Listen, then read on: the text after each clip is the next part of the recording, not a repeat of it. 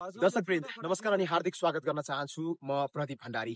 हाम्रो टिम यति बेला मुगु जिल्लाको रारातालमा छौं र मसँग हुनुहुन्छ यति बेला गायिका रचना रिमाल।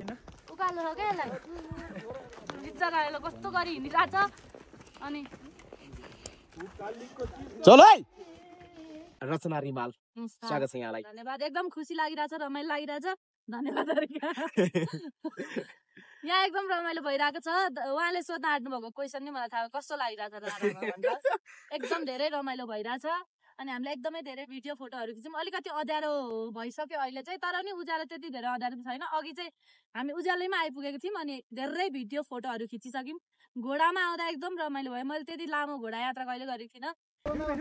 ओके, हामी घोडा चढिसक्यौँ। रचना अगाडि अनि एचआर दाई, त्यसपछि हाम्रो धनराज सर। ओके, सबैजना हुनुहुन्छ। रचना एकचोटि अनुहार यता देखाऊ। एन्ड देन म यता छु। ओके, हामी सबैजना घोडाको सवार गर्दै जाँदैछौँ राराताल। एकदम रमाइलो भयो। घोडाको सवार महोत्सवको इन्जोयमेन्ट अनि त्यसपछि यो रारातालको यो साँझ पखको मोमेन्ट एकदमै रमाइलो भइरहेछ र म धेरै लामो कुराहरू केही पनि गर्न चाहन्न यति बेला रचनासँग। रचनाको एउटा मिठो गीत सुन्छौँ, त्यसपछि हामी छुट्टिन्छौँ।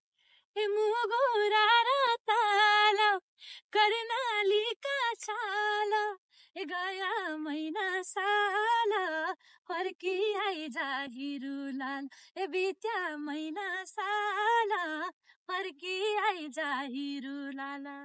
थ्याङ्क यू सो मच रचना। धन्यवाद।